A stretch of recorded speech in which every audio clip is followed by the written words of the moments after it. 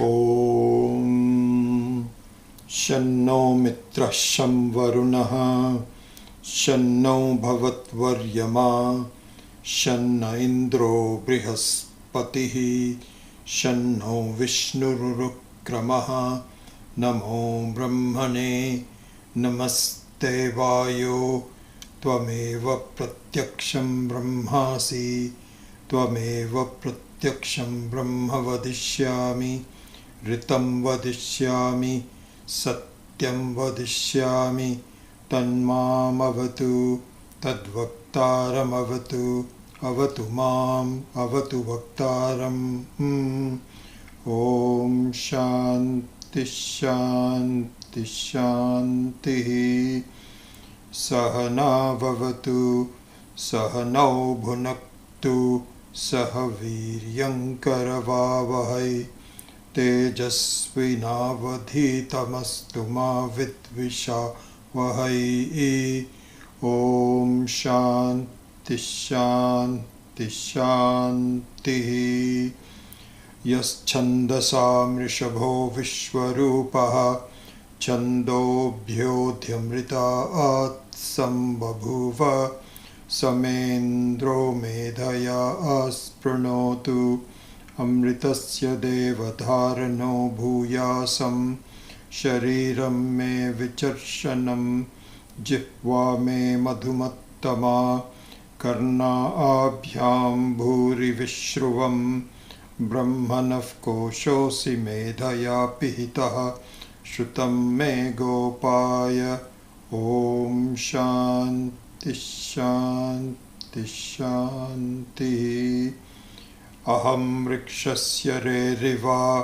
कीर्तिः पृष्ठं गिरेरिव ऊर्ध्वपवित्रो वाजिनीव स्वमृतमस्मि द्रविणगुंसवर्चसं सुमेधा अमृतोक्षितः इत्युक्तशङ्कोर्वेदानुवचनम् ॐ शान्ति शान्ति शान्तिः पूर्णमदः पूर्णमिदं पूर्णात् पूर्णमुदच्यते पूर्णस्य पूर्णमादाय पूर्णमेवावशिष्यते ॐ शान्ति शान्ति शान्तिः आप्यायन्तु मम अङ्गानि वाक्प्राणश्चक्षुः श्रोत्रमथो बलमिन्द्रियाणि च सर्वाणि सर्वं ब्रह्मोपनिषदं माहं ब्रह्म निराकुर्यां मा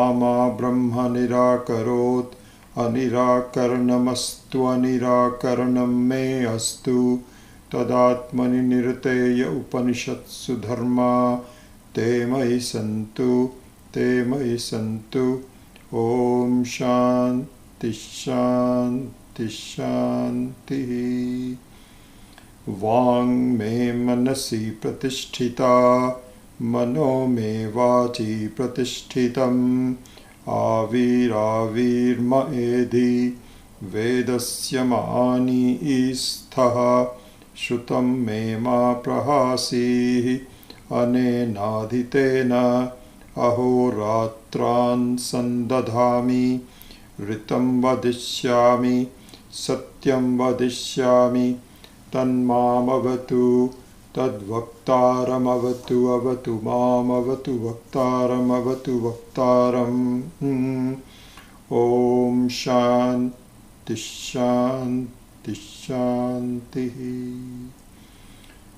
भद्रं नोऽपि वातयमनः ॐ शान्ति शान्ति शान्तिः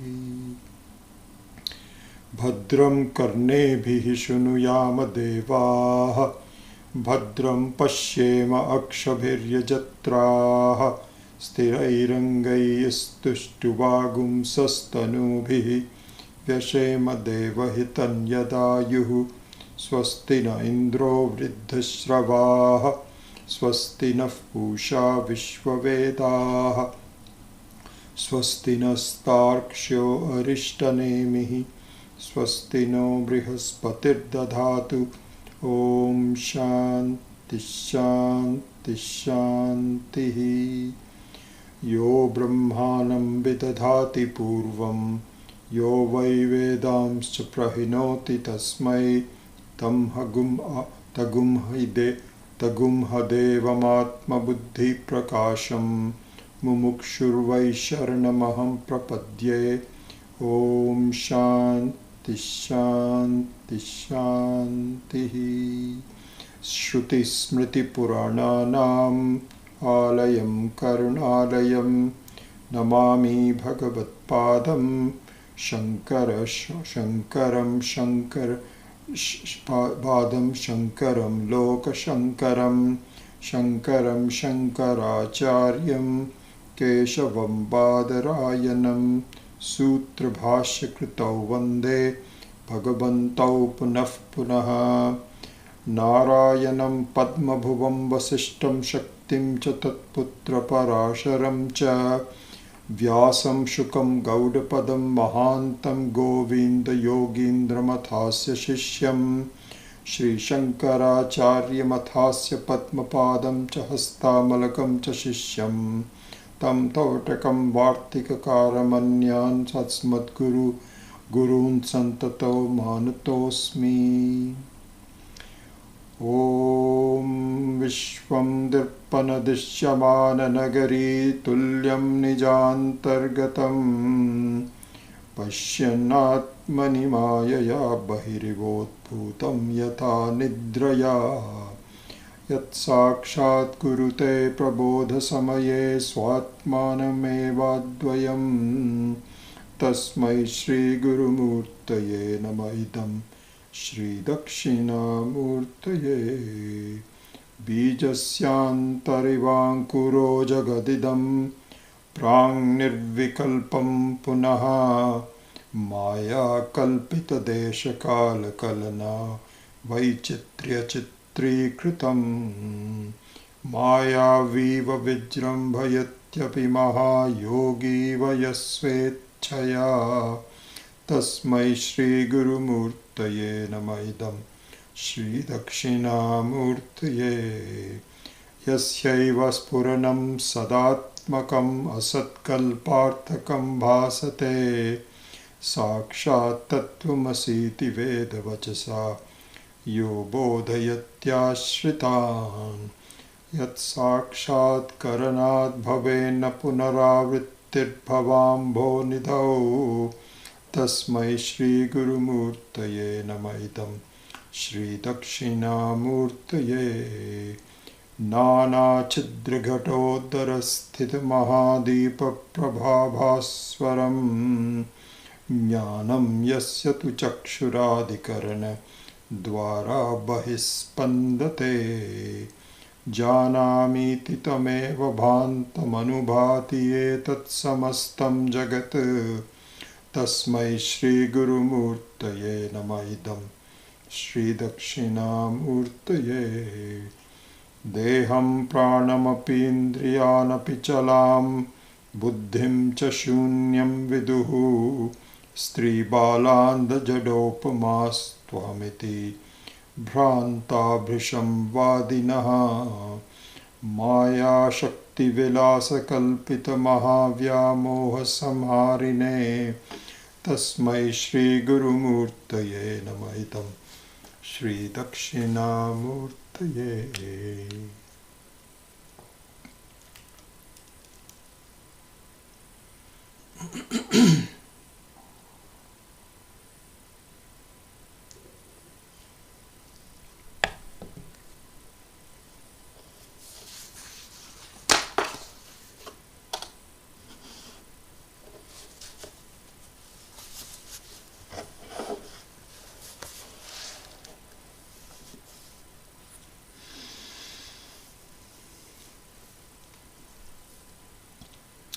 So the Brahma Sutra Bhashyam by Adi Shankaracharya starts with what is called the Adhyasa Bhashya. So this is one of the most important links in our knowledge, and Shankaracharya ji chose to comment on the Brahma Sutra starting with the Adhyasa Bhashya. So the question is, why? So this one I think we should know by now very well, that in the vision of the Shastra, in the vision of Ishvara, the thing that we have to understand is that this whole Srishti, the whole creation, if you can call it a Srishti, actually later on, as we have studied in the Mandukya Upanishad and the Karika accompanying that the so-called creation is just a placeholder. It's a placeholder because in the beginning, we have to think about it as a Srishti. Otherwise, we cannot proceed further. We have to start somewhere and say this is a creation. So you accept it as a creation. Later on, when the advanced thinking is promoted, is encouraged, it is said that what we remember, what we call it as the Srishti, it is a non-Srishti. How is it a non-Srishti? This is what we have to understand, really. And so non-Srishti means that it is a Srishti conceived of an error. This is what we have to understand. There is an erroneous assumption that this whole world is real, that my life is real, that I am struggling. All of that is a mistake. And it doesn't appear to be a mistake, and we all have a lot of doubts about it and questions about it. What are you talking about? What kind of a mistake is this? This is not a mistake. I've been brought into this. I was born. I know my mother and father and sisters and brothers and friends and so on. This is all. So it takes a long effort to really figure out that it is a mistake. But we have to be stated in a factual manner. What can we say? So the basic knowledge that we have to understand is that this whole so-called Srishti is a non-Srishti, and it appears to be a mistake. Just like, this is where the example of the rope and snake comes in so handily in this manner. Just like the snake is not a Srishti, it is not a creation. But because of certain wrong viewpoint, it is taken to be real. This is exactly what the whole world is all about. So this is where Swami Dayananji used to say that in one of his pithy comments. He used to have a lot of very pithy comments. And one of them was, please understand there is nothing to be done in life, but there is something to be known in life. This is the essence of Adhyasa Bhashya. So because we all have a beginning, and this also is the same structure in the Vedas. So when you have the Karma Kanda, you have the Upasana Kanda, and then you have the Jnana Kanda. So in the beginning, it is okay for us to know that the world something has to be done. So we are born with things to do. And if we find something which is not quite to our liking, then we do something to change it. But in any case, our life it consists of doing. So same thing on the Karma Kanda. So 99% of the Vedas is based on doing, how to do it. The Veda also understands it, that most people, when they are still progressing, their tendency is to rely on karma, to do something. Then finally, it transitions into And you have to be very disappointed that my doing things don't seem to really make any difference. It's all very temporary. Then it transitions into there is something to be known, that it is a mistake. It's like, supposing you mistake a rope to be a snake, and then you want to do something because you want to run away from it, and you want to close the door, and you want to make sure that the snake doesn't run away, and you are afraid of tackling it yourself, so you actually get some friends involved, and then you get some sticks, and so there's a lot of action going on, all for something which doesn't really exist. This is our situation. And even as students, we say, really? I can't believe that. Well, we have been studying some basic texts and so on. And so when we come to Brahma Sutra, which is the pinnacle of the Vedic texts, then a spade has to be called a spade. So this is how the Adhyasa Bhashya is, and it is the core of the understanding of the entire Brahma Sutra. Adhyasa Bhashya. Adhyasa means an error. And so, I don't know if I did.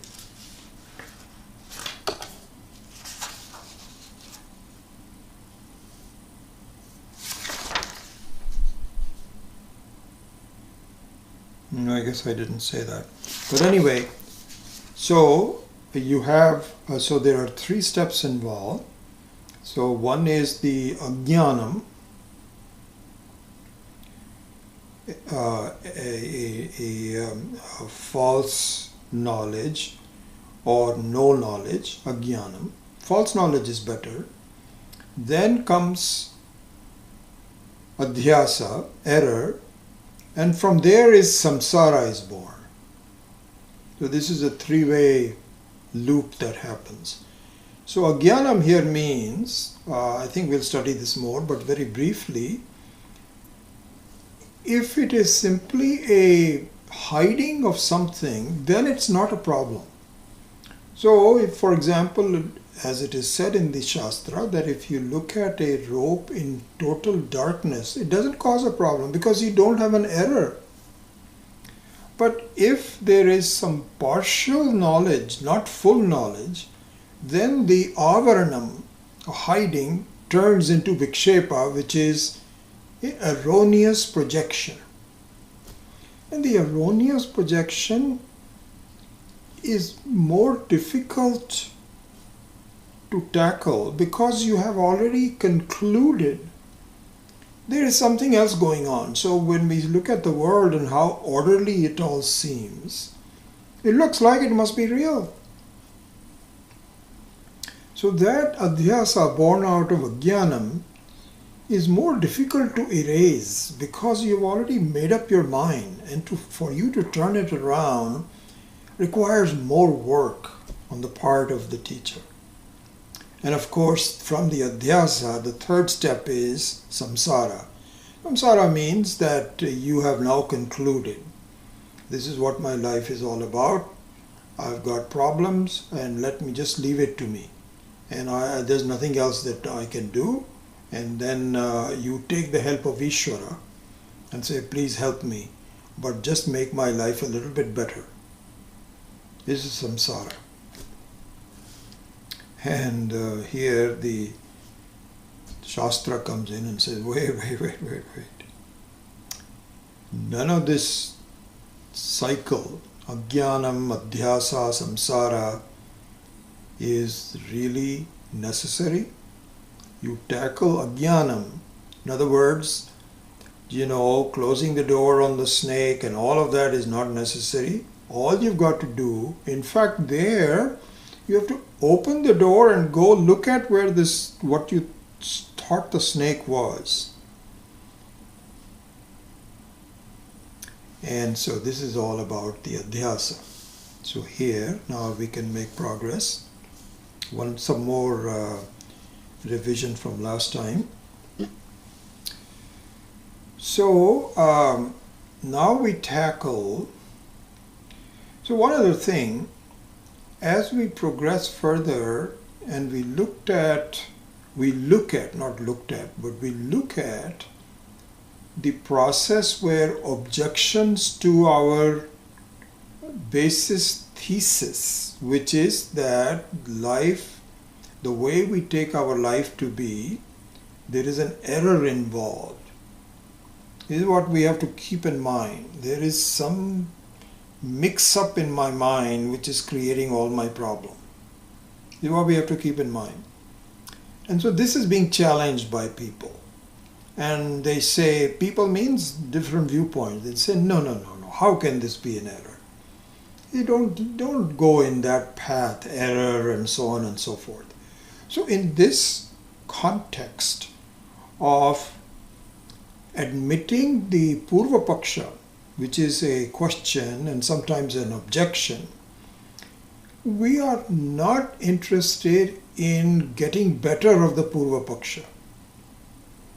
Not the objective. The whole objective is your own mind raises these questions. How can it be an error? This looks very real to me.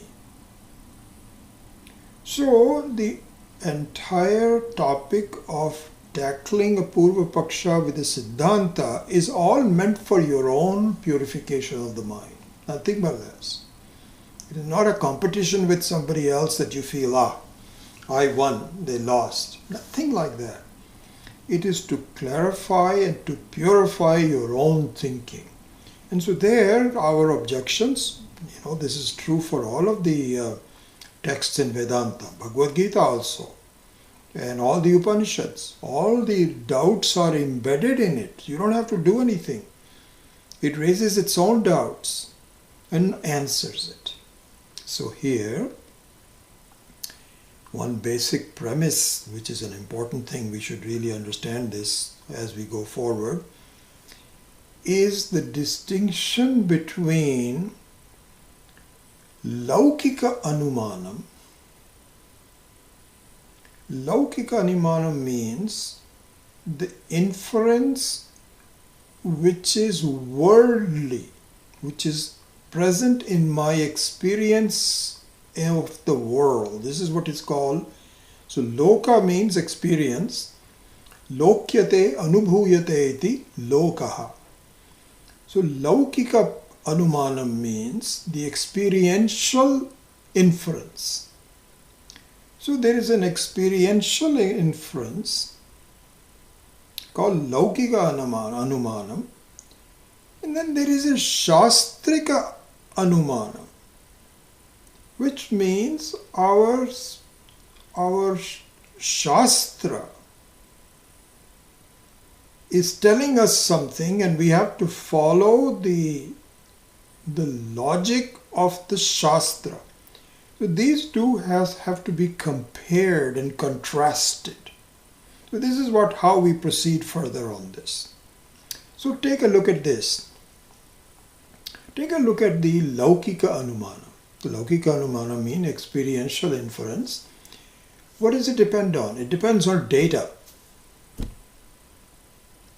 And from the data, which is called Pratyaksha, and from the data we have to infer certain things that are not directly visible to us. Like for example, we cannot tell whether the mountain is on fire, but if you see smoke emanating from the mountain, you don't see the fire in the mountain, but the smoke is also centered on the mountain. It's not centered someplace else. It is centered on the mountain. From there you can make some valid pramanam, valid constructions.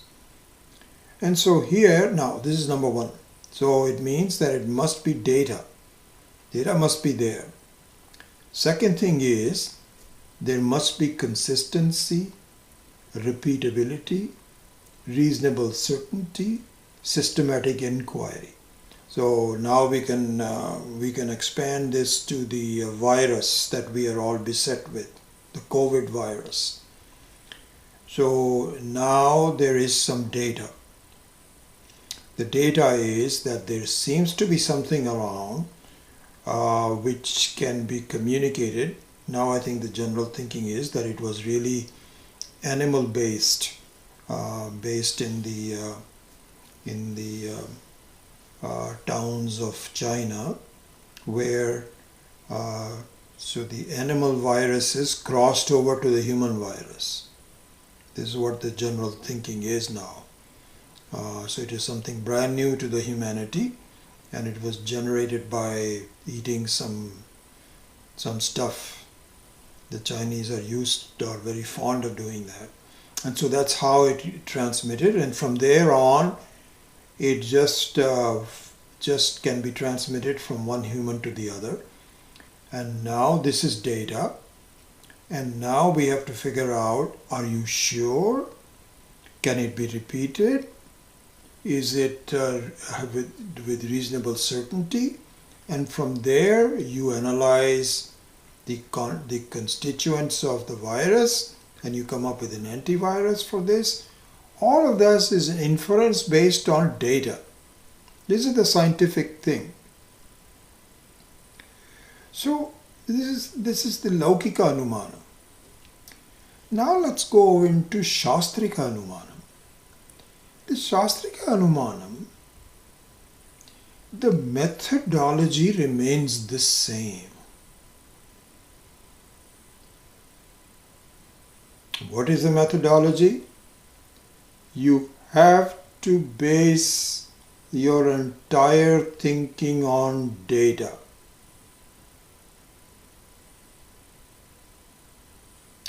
Not only that, but the data, the visibility of the data must be consistent, must be repeated,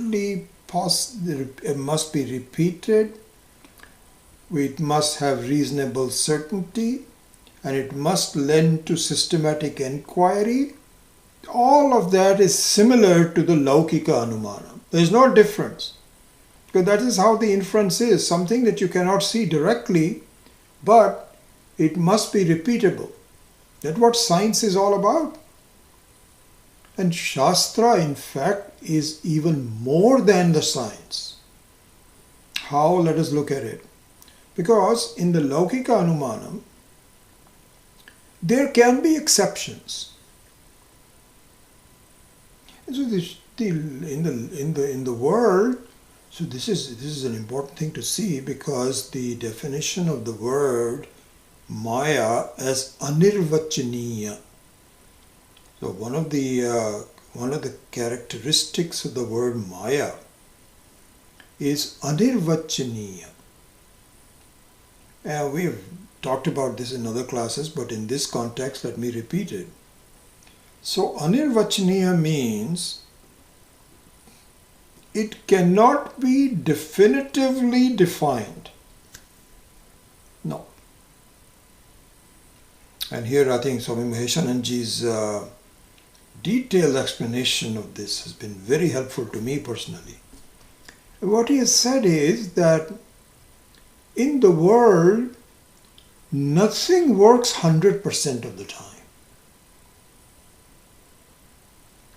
He gives examples of doctors who are experts in certain fields. They are specialists. They have really studied a lot. They've had a lot of experience with the disease and everything. And then you go to them and he says, yeah, this is what it is. This is exactly what it is. I remember just a very short example of that. I think I shared that with you. About, I don't know, 5 or 6 years ago, I started to have heel pain in both the heels. And I couldn't even walk very well. It was really so painful. So I thought I think it was in one of the heels at that time. Sorry, it was on one of the heels. So I thought I had pulled a muscle or perhaps had some kind of a fracture, and I was sure about it and so on. So I went to the doctor, sports specialist, and I said, doctor, this is something brand new. I can't even walk. My heel is so painful. So he just took one look at it and so on and so forth. He says, does it hurt here? Does it hurt here? Does it hurt here? Then he started scribbling something on a piece of paper. He told me, this is plantar fasciitis. Oh, this is something new to me. Plantar fasciitis, what is that? And so he says, yep, this is what it is. And I said, this guy, he spent less than 5 minutes examining me, even maybe 3 minutes, and come up with something so sure about it. How can he do that? But he had seen enough of those, so he was writing down, get some physical therapy, and this is what you need to do, and so on and so forth. Anyway, this is what the specialists do. They know exactly what is going on. Now, Maheshananji says, even them, they will say there is a possibility of an error. It may not work. Why it doesn't work, we don't know. This is exactly what happens in this coronavirus. All these Moderna and these kinds of things are 90%, 95% accurate, 5% we don't know. So one of the characteristics of Laukika Anumanam is that it is generally consistent, repeatable, has certain lends to systematic inquiry, but there are some possibilities it may not work. In the Shastrika Anumana, that is not the case. And this is an important thing to see. Why is it that in the Shastrika Anumana, there is not almost certain, there is absolute certainty? Why?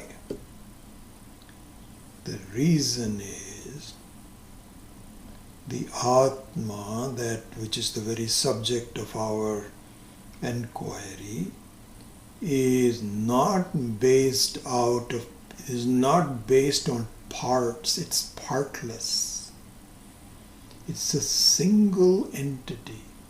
Ekarasa, as the Mandukya Upanishad says, Ekarasa, Ekaha. So there is no parts to it. There is no vijatiya bheda, no sajatiya bheda, na swagata bheda, no bheda at all. It's just very one thing. It is formless. It's like the sky. If that is the case, there is no almost. Either you know it or you don't. If you know it, then you know it with certainty. Anyway, what I'm saying is that the Anumanam, the process of giving a inference, is similar to both Laukika Anumanam and Shastrika Anumanam. Both require that can be shown again and again. And in fact, the Shastrika Anumanam is totally 100% certain, whereas the Laukika Anumanam is only 99%. I'm just giving some numbers. 99% certain. It is almost certain, but not. We don't know. We don't know. So this is the situation. Now comes the repetition of what we went last time. Even though the two methodologies are the same, similar perhaps, if you want to call it same, it is similar because there are some differences. One is that it is made out of parts, so it can lead to an error. The other one is partless and therefore cannot lead to an error. So there are some differences. So that's why it will be similarity, not sameness. Even though they are similar, there is one big difference. And this one I think we should keep front and center in our mind as we proceed further in the analysis. Which is what? Now I'm asking you, We did this last week. What is that big difference? The answer is paksha. Paksha is different. Paksha is different means what? Means where you are doing the analysis may be good for that place, but it may not apply at some place else. Even though you are saying, I'm doing the same thing, I don't know why it's not working, because it used to work. So what it says, the Laukika Anumana says that it should work. We should be able to see it. We should be able to repeat it. If there is a connection between smoke and fire, which we know it should work. No. Because as we saw in the example, that just because you use certain logic to estimate the distance of the moon from the earth, it's very possible that the same logic may not apply to Mars. Because if you're just looking at light hitting, that's one thing. But the elliptical nature of the how it moves, all kinds of things are totally different. Whether it has oxygen or not may be totally different. So the paksha is different. So it is not the classical pratyaksha. It is the paksha is different because it is visible to you. Here the Atma paksha is different because, as the Kenopanishad says, Shrotrasya Shrotram Manaso Manaha Yad Vacho Havacham Sau Pranasya Pranaha Chakshushasya Chakshuhu. He says it is not visible, it is what makes things visible. Paksha is different. Yat manasanu manite yena ahuhu manomatam. Kenopanishad again.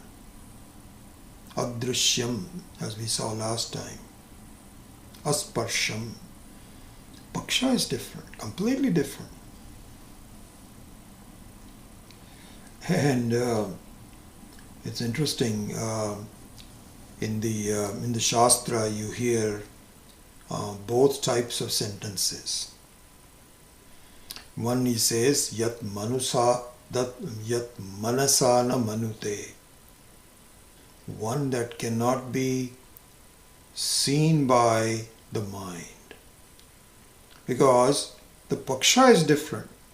Because we are looking at our sense organs, and the most important sense organ is the mind. Please don't forget that. The mind is also in the same class as sense organs. In fact, it is the boss of all the other sense organs. Why? Because when you see something by the eye and the mind work very closely. The mind says, what do you see? Did you see this? And the eye said, yep, I saw that. It says, okay, then I agree with that. Or sometimes the eye also makes a mistake. As I think I showed you, there was this solid, not a real fruit. So the eye sees it's a fruit, but then the nose says, no, it's not a real fruit, it's a stone fruit. So the mind has to make a difference. Who's right? And he says, yep, you're right. So the mind is also an indriya. It's also an indriya. It's a boss of all of the indriyas. Swami Dayanand used to say that it's like a dispatcher of taxi. So you have various taxis at various places. Somebody's in the airport, somebody's on the north side of the town, and you get a call from someone and says, I need a taxi. So the dispatcher is also it's the boss of the taxi, but it is still within the taxiwalas. That's all it is. It's not not like a boss sitting there who has no idea, who owns the company, Hertz. And he's not a dispatcher. He's an investor. It's not like that. So the Atma is like the investor, but the mind is like the rest of the Indriyas. And so, in the Laukika case, the mind cannot see the Atma.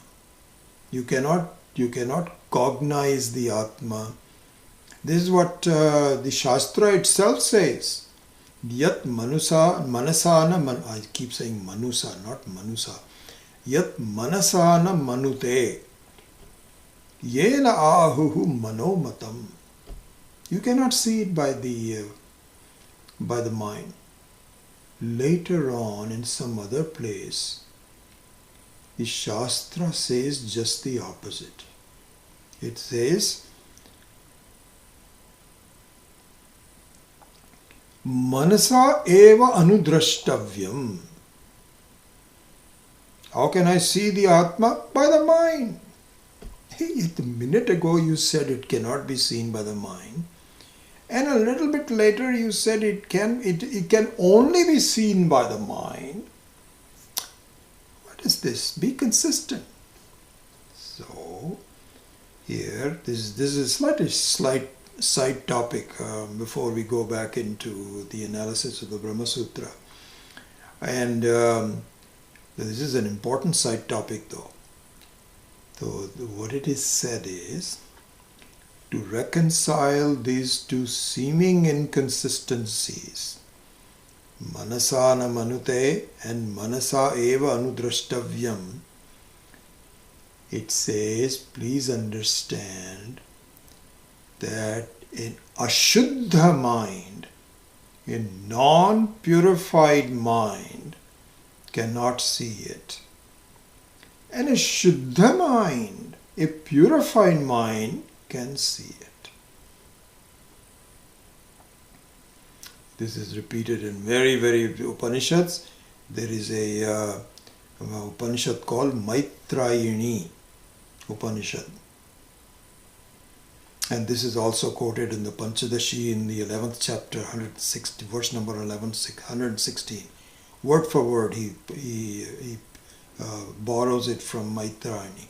The Panchadashi is a beautiful text because it actually distills from various different sources of the Upanishads to make a storyline that you can follow easily.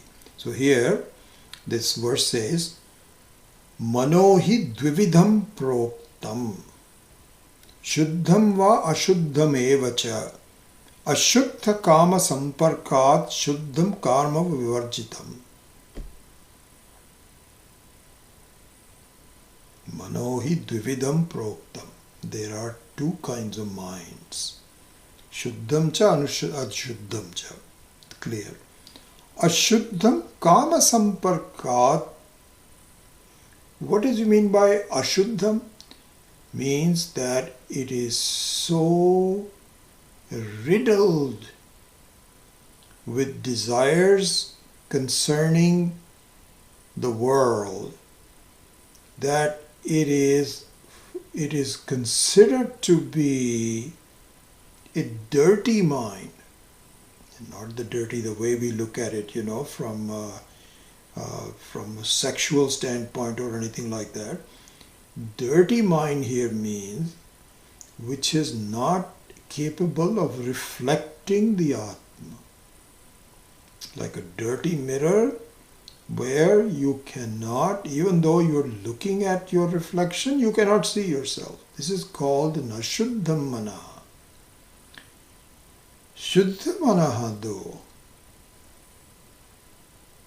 even though the Shuddha Manaha cannot directly see the Atma, but it leads to seeing the Atma.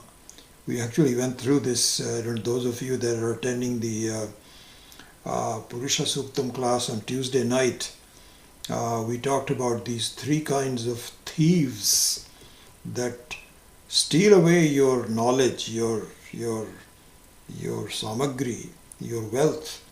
And so one was the body, one was the sense organs, and the third one was the mind, which is the best of the three. But there it says, so the Atma says, thank you so much for showing me the way, please come with me. He says, no, I am still a thief. All I can show you is how to reflect it, but I cannot directly show it to you.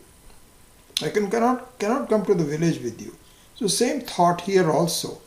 A Shuddha Manaha is not the Atma, but like a clean mirror, it accurately reflects what you look like.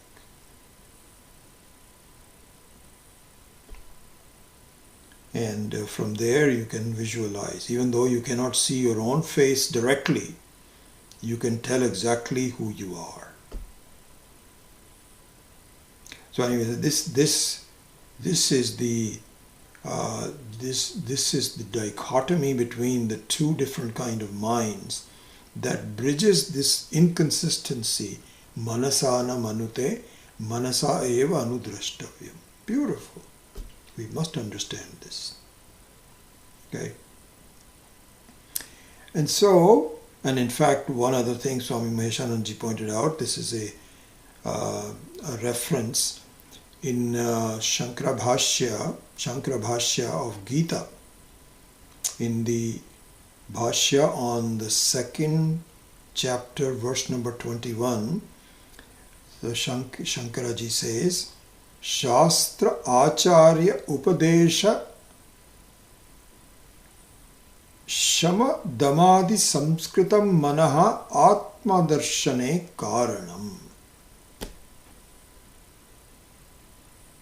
So is in order to do the Atma Darshana, then you must have the Shastra, you must have an Acharya, there must be an Upadesha, and then your own Shama and Dhamma must be held. You should have control of the senses, control of the organs of actions, and your mind must be restful. If that happens, then the Upadesha makes it effective. You're able to see yourself. Otherwise, your mind is so haywire in different things that even though it is reflecting you, it doesn't show you very clearly. So what it means is the consistency, the clarity, the certainty is all provided by some text that makes you see that this is a Shastrik Anumana that works. So this is the job of the Brahma Sutra in the Samanvaya. But this is what is called Shruti Pramana. So Shruti Pramana means that the Laukika Anumana may not work, but the Shastrika Anumana works very well. Just because the Pakshas are different altogether. Okay? Alright, let's proceed further on the analysis of the Brahma Sutra. And I think today I will spend a little bit more time teaching. I'll probably go up to 9:15 and then do the prayers, because last time we ended up prematurely and there was some time left and I don't want that to happen. Let's utilize the maximum amount of time. Okay, so just as a revision, what we saw was that the Adhyasa Bhashya is divided into 6 segments. One is Adhyasa Shanka. Adhyasa Shanka means that these are viewpoints by others which reflect our own mind, as we saw earlier, which says, what error? There's no error. This is called Adhyasa Shanka. And number 2 segment is you negate this objection. Say, yes, there is.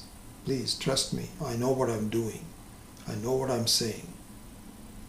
And in fact, this is why, this is how. This is called Lakshana. Lakshana means you have to define what an error is. And once you define the error, then you can proceed further. And in fact, anyway, let's finish all 6 and then I'll go to the Lakshana. So the first one is Adhyasa Shanka. Second one is Adhyasa Samadhanam. Shanka Samadhanam, sorry. Shanka Samadhanam means that the answer to the Shanka. Third one is Lakshana. The fourth one is Sambhavana. Sambhavana means the possibility of an error in this paksha. This is Sambhavana. And then the fifth one is Pramana. A definitive, Pramana means Pramajanakam Pramanam. A definitive, absolutely yes. Just like eyes are a pramana for recognizing it, that similarly the Shastra Pramana. And then a Upasamhara, which is the conclusion of the entire Adhyasa topic. These are the 6 topics that Swami Paramarthananda has done that work for us. Really admire that. So how structured he is. So here, first of all, we already saw the Lakshana. The Lakshana is what is the definition of error. So this will come in the Adhyasa Bhashya, but it says, pardon me, Smriti Rupaha Paratra Purva Drishta Avabhasa Adhyasa. In fact, the second one is better, which is easier. It says, Atasmin Tad Buddhi. Atasmin Tad Buddhi means that you have a certain conclusion about something which is not where it should be, but it is at a wrong place. Your buddhi is correct, but it's just that you are transposing the place where the buddhi should be. Again, in the example of the rope and snake, it's not as though you don't have your buddhi of snake is there from the samskara of the snake. We will go into this in more detail in a minute. Samskara is there, but where you are seeing the snake is not correct. Tad buddhi is snake buddhi. Atasmin means in the rope the snake buddhi is not there. This is called Adhyasa Lakshana.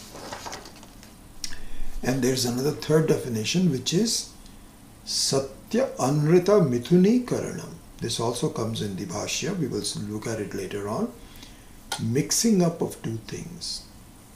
It's also an Adhyasa. Here the classical example, which I really like, the more I think about it, is electricity and an appliance getting mixed up together. You cannot distinguish. So if you have a light which is showing, it consists of two parts. One is a non-changing electricity and one is a jada electricity, a jada adhyasa, a inert appliance. Those two are getting mixed up together. You cannot tell the difference between them, and you don't need to in most cases. But if the lamp fails, so supposing there is a lamp which is lighted and all of a sudden the lamp is gone. Now you've got to figure out, is the electricity gone or is it the lamp itself which is not functioning?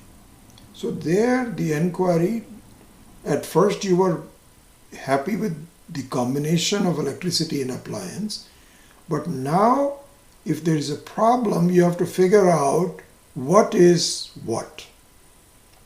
And in India, if you are there, you immediately suspect the electricity is gone, because it goes, I guess things under Modi government are improving. Doesn't happen that much, but in the old days, every now and then the electricity will go. But now you will probably say, the electricity is still there, especially if this other lamp is working, this one is not working. The electricity is there, the appliance has failed. So this mix-up of two things is called Satya Anrita Mithuni Karanam, is the third Lakshana of adhyasa that Shankara cites as part of that. Okay, now let us proceed on to... So he has given the definition already. So there were 6 segments of the adhyasa. So the first one was adhyasa shanka. Second one was adhyasa shanka samadhanam. And the third one was lakshana. So Swami Paramarthananda chose to first define the lakshana. We changed the order. Now let us look at adhyasa shanka. So the logic of thinking and so on will become more clear now. It will be very interesting. Let us look at this. So adhyasa shanka. Shanka means what you say about Atma based on your example of rope and snake. So he tells the Advaitin, you are tired of talking about rope and snake. Every other day in fact, this is what you keep bringing up, rope and snake. But Atma is not like that. They are separate things altogether. Really? How? Tell me. Why do you think they're not? Okay, says, here are the reasons. There are 4 reasons, I believe. 4 reasons why they are not dissimilar. Why they are dissimilar. They are not similar, sorry. One is the rope is pratyaksha. So this is called Vishayatvam. Vishayatvam means that it is a valid place where an error can take place, which is a pratyaksha. Okay, so just follow this. All these 4 elements of the Shanka. This is what the Purva Paksha is saying, that you are wrong to equate rope snake example with Atma Anatma example for 4 reasons.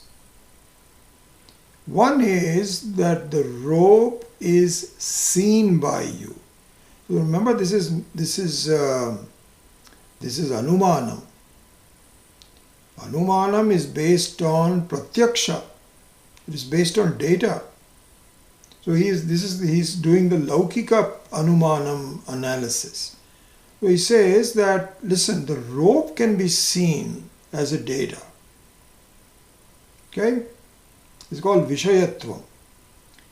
Secondly, the rope doesn't have to be completely known.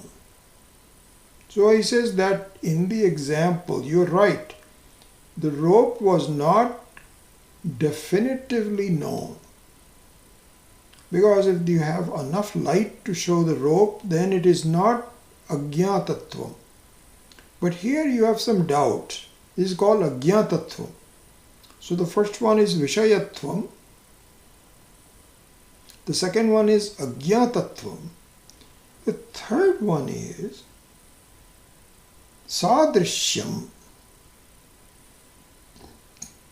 That the object which is the subject of this error, object here is the snake, must be similar to the subject. In other words, the 2 subjects must be similar. You cannot imagine a elephant if you don't see the rope and you suddenly imagine this is an elephant. That doesn't happen. So there is what is called sadrishyam, means that there must be similarity between rope and snake, only then the mistake will take place. This is number 3. The fourth one is a vasana. Vasana is samskaratvam, means that you must have a real snake. You must have seen a real snake to imagine a imaginary snake. So you must have the vasana of a real snake. A child cannot mistake a rope for a snake because he has never seen a snake. But an adult that has actually seen a snake and was afraid of it can now make a mistake. So those are the 4 points. Vishayatvam, Ajñātatvam, Sadhyatvam and Samskaratvam. These are the 4 ones.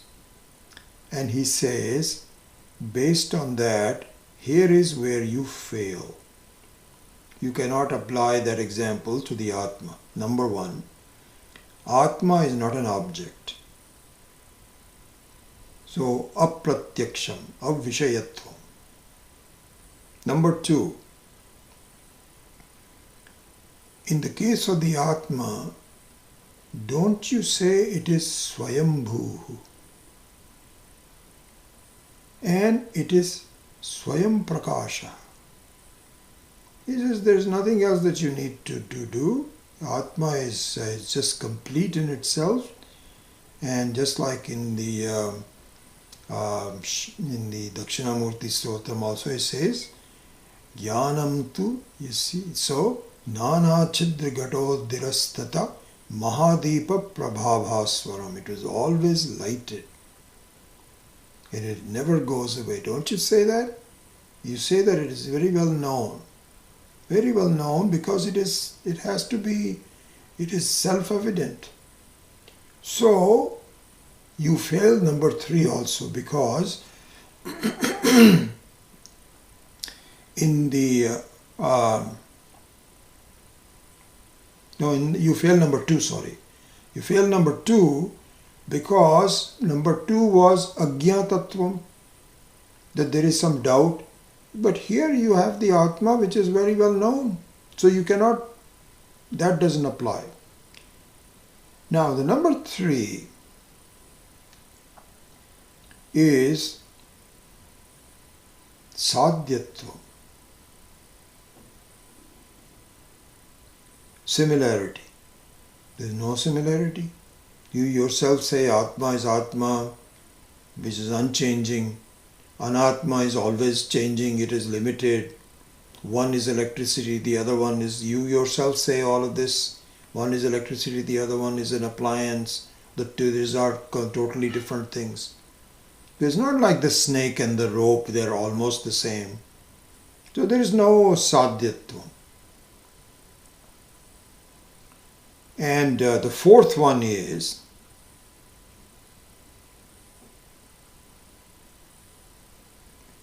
that you have a samskara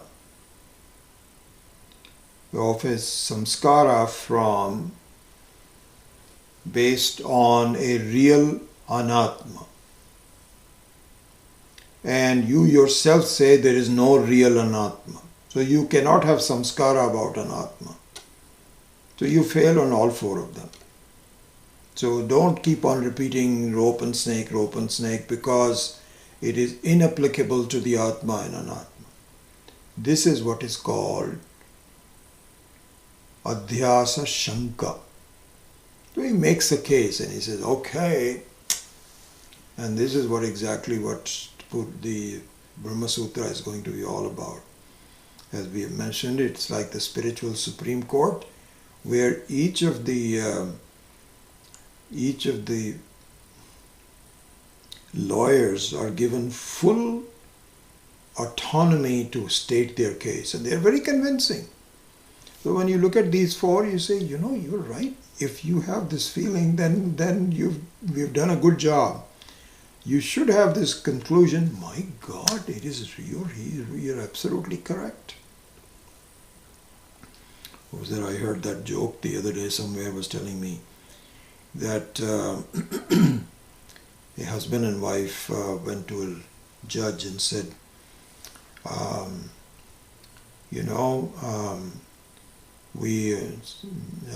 Your Honor, you need to resolve our marital problems because I need to get the custody of this child, because I'll tell you why. This husband of mine, he doesn't know how to raise a child. He completely doesn't pay any attention to the thing. He doesn't work at all, and they say, I have to do the whole thing and so on and so forth. So I need to have the custody of the child. So the judge said, you're right. You're right. Then the husband spoke up on the other side. He says, sir, she does a terrible job of raising the child. She doesn't clean it properly, doesn't feed it properly. I'm the one that hired a nanny to take care of it, even though I am not doing it, So the judge says, sir, you're right. So the wife said, sir, both cannot be right. So the judge said, you're right. So this is something like this. So you have a Purva Paksha who says, you cannot have this. The Siddhanti says you can have this. That resolution has to be made. Both cannot be right. Somebody has to be wrong, somebody has to be right. So now comes the Samadhanam. So Samadhanam means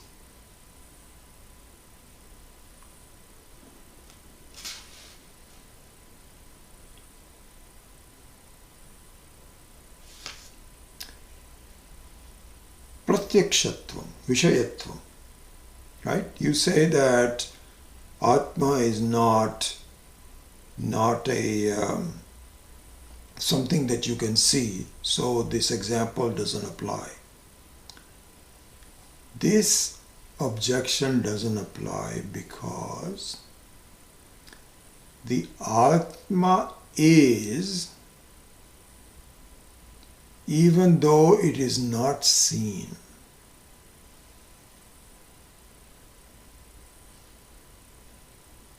How?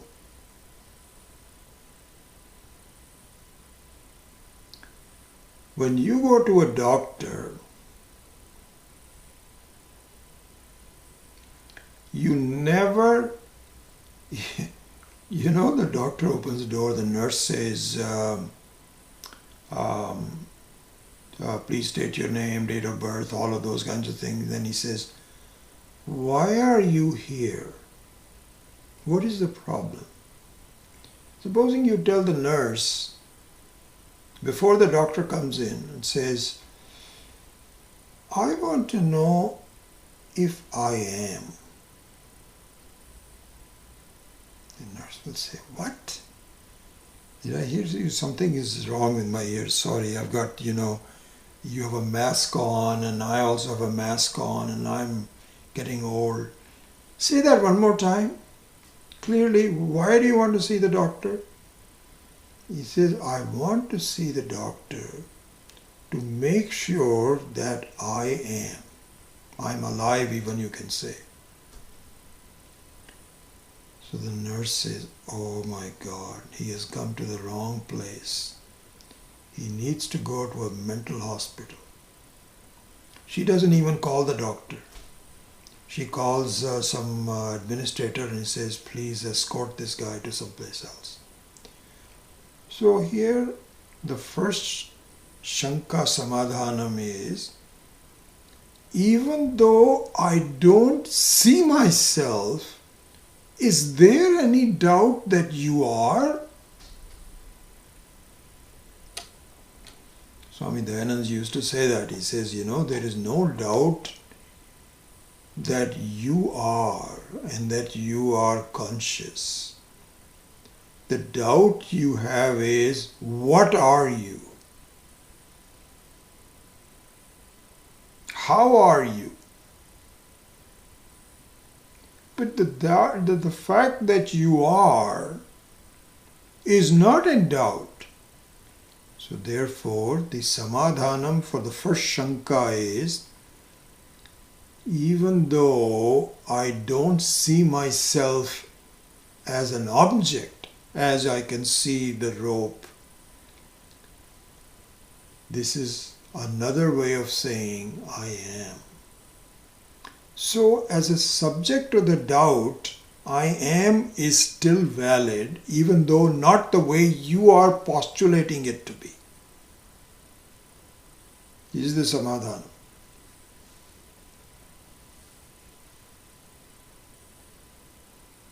So this is called Swaprakasha Jnanatvam, not Pratyaksham. We want to look at the technical aspect of it.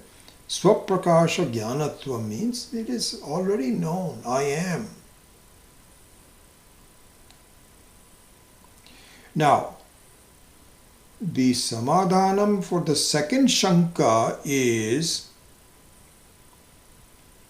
this is the same thing than going to the doctor and saying, I know what I am, but I don't know what I am.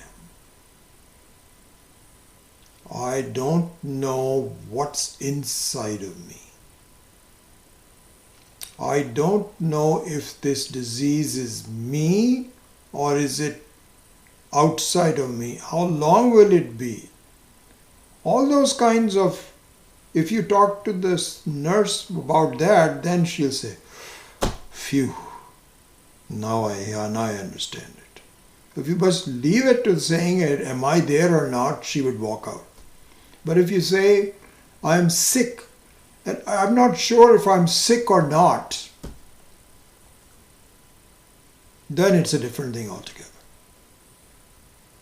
Actually, this is happening to me in real time, because I think you know this, that I've had some hoarse voice and this, that, or the other. We went through some tests, and I went to see the general practitioner the other day, and so we are sort of narrowing it down to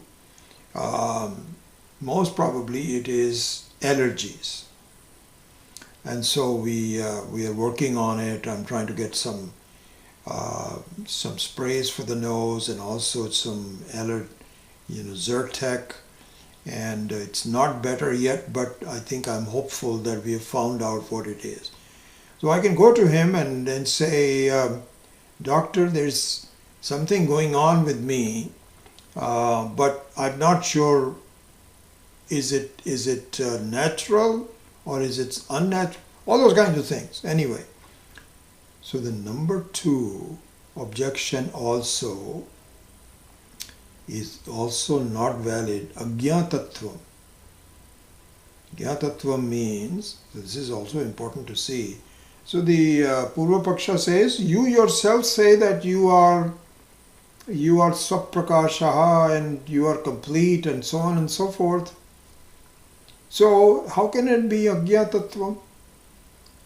I say, well, quite frankly, this is what the Shastra says, but I am not convinced about it myself. I still have the doubt whether I am a complete being, incomplete being, am I samsari, not a samsari. I'm still working through all of that.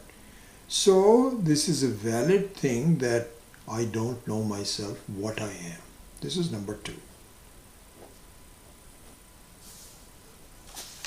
Number 3 is similarity, sadhyatvam. So similarity means here that there can be exceptions. Remember, this similarity means that the snake and the worm must be similar. Here they are not, the Atma and Anatma are not. So there can be exceptions. Like, for example, the general rule in the world is that the intelligent cause and the material cause are different from each other. So a pot maker is an intelligent cause, and the material of the pause is a material cause. They're different from each other. If you buy an iPhone, all these millions of engineers that thought of the iPhone don't come with it. There is no space for them. They just make it and send it to you. This is the general thing about our whole creation. It that the nimitta karanam and upadana karanam are bheda, are separate from each other. But there are exceptions. There are exceptions to the rule. Doesn't mean that it always has to be that way. As you know, the two very important exceptions to this, one is of a spider. So the spider is both the nimitta karanam as well as the material, as the upadana karanam. He is the one who figures out, he or she is the one that figures out exactly where I have to put the web. A very intelligent thing. He doesn't know, in a highly trafficked area, he doesn't do that. I don't know how the intelligence is. It all from the previous life. It's automatic. And then the production of the web also is from the sputum of the spider. So there are exceptions that both the nimitta and upadana karanam are abheda. Similarly, the second example is that of you and I dreaming. So when we dream, we think of some plot. Strange plots come in our minds. Let's do this. When I find if I remember some of the dreams that I wake up with, what I find is there are some recent experiences that are mixed with experiences from the way past which I cannot even understand why they are there. Because there is a vasana in the mind. And by the way, here the Shastra says that, we have to just accept the Shastra's word for this. The only time you could have a vasana from your previous lives is in your dream. Some character that you are seeing could be one of those that you dealt with in some of the previous life. It's really interesting. It's scary sometimes. Not scary, really. Anyway, so in the case of the dream also, you have the nimitta and upadana karanam that are similar. That be similar. And as far as the last one is concerned, and I'm done with it then, samskarata, he says that it doesn't have to be a real snake that you experience. You can see it as a movie snake. Yeah, you can see it in a movie which is not a real snake, but it can also give you certain fears for that. So the samskarata also is not a valid objection. So, my dear sir, I'm sorry to say that this rope snake example, the essence of it means that the adhyasa applies to Atma and Anatma both. So we should now, because the Purva Paksha says, stop the inquiry. You are writing this wonderful Adhyasa Bhashya when even the basic premise has not been fulfilled. So stop it. So we say that's not right. The basic premise has been fulfilled and it is valid to go ahead and do the Adhyasa Bhashya. This is how it proceeds. So with that, let me close today's class and do the rest of the prayers, and then we will see if there's any questions. This is verse number 6. Rahu grasta divankarendu sadrisho maya samachhadanat sanmatra karanopasamharnato yo bhut sushuptaf puman pragasvapsamiti prabodha samaye yapatya vigyayate tasmai shri guru murtaye namaidam Shri Dakshinamurtaye. Balyadishu api jagradadishu tatha sarvasvavasthasvapi vyavrittasvanuvartamanamahamittyantaspurantam sada swatmanam prakatikaroti bhajatam yo mudraya bhadraya tasmai Shri Gurumurtaye namaidam Shri Dakshinamurtaye. Vishvam pashyati karyakaranataya swaswami sambandhataha shishyacharya tathaiva pitra putradhyatmana bhedataha swapne jagrati vaya esha purusho maya paribhramitaha tasmai Shri Gurumurtaye namaidam Shri Dakshinamurtaye. Bhurambhamsya nalo nilovam varmaharnartho himamshu puman ityabhati characharatmakamidam yasyaiva murtyashtakam nanyat kinchana vidyate vimrishatam yasmat parasmat vibho tasmai Shri Gurumurtaye namaidam Shri Dakshinamurtaye. Sarvatmattvamiti sprutikritamidam yasmatamushminstave tenasya shravanat tadartamananat dhyanat cha sankirtanat sarvatmattvamahavibhuti sahitam syadishwaratvam swataha siddhyetat punarashtadha parinatam chaishwaryam avyahatam.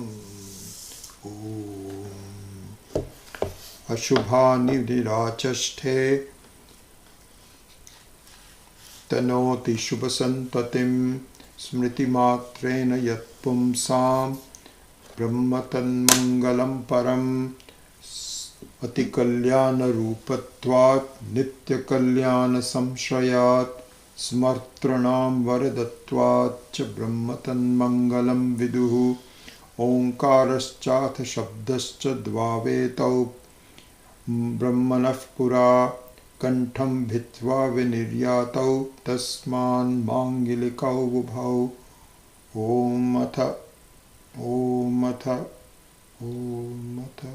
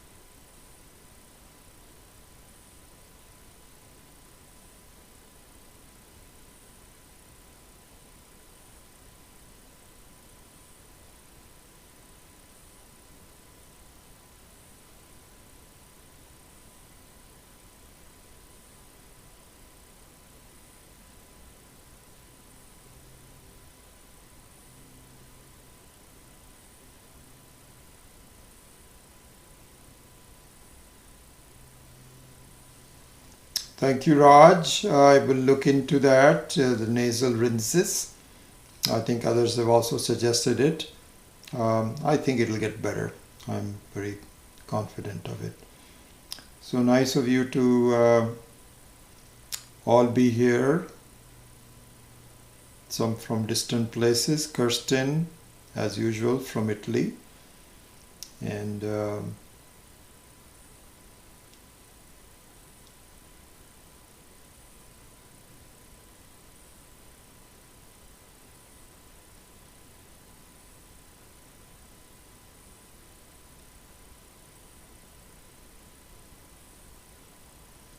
Rachel, good to have you here. Joe Shaker, yes, I've not seen your name that frequently, but I'm happy that you're here.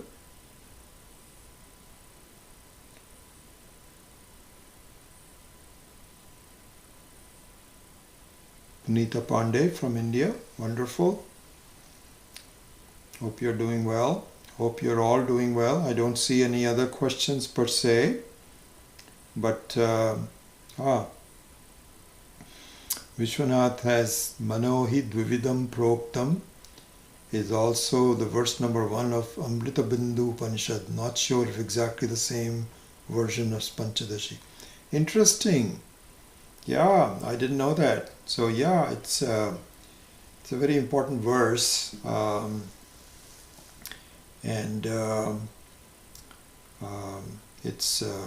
sometimes these verses are in different Upanishads.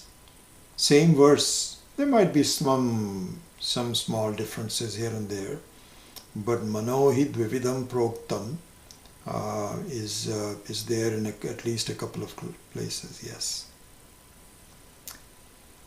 Gajananam Namaskar. Regarding the samskarata, even if the snake was seen in a movie, there is a previous samskara where we couldn't have as a first anatma samskara. What we couldn't have as a first anatma samskara. All other samskara have a beginning. So you see so here, Gajananam, what I would say is that the anatma samskara is always there. Is always there. It may be hidden, and also it doesn't mean that you have anatma samskara of a particular object in the anatma. In general, you have anatma samskara. So, for example, this will happen later on in the bhashya. So, the word idam means this. So, the word idam covers all anatma. It covers the person you are directly talking to as you, and the third person is this person. So it covers everything. So it doesn't have to be a samskara of a particular aspect of it. In general, we group the anatma as an entity, and that one is always there. In our previous life also it was there. The one previous to there, it is always there.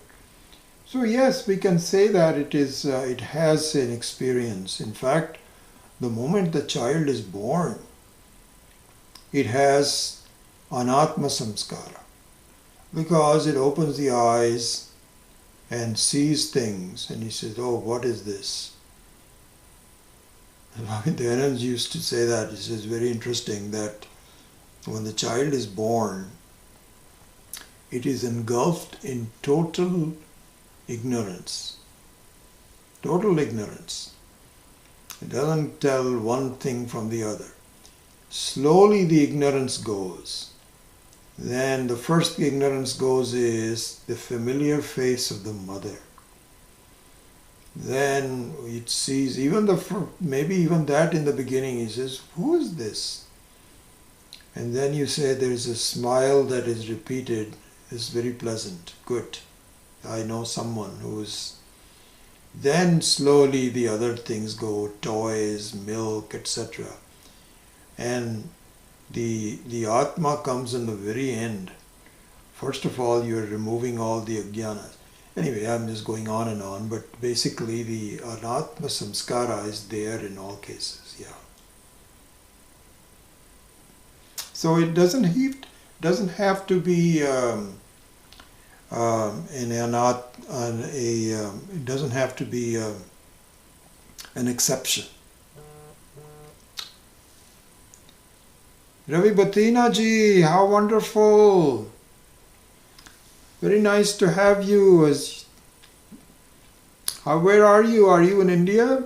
Please let me know. And if you're here, please come and visit me. So wonderful that you were tuning into this. Very nice to have you there.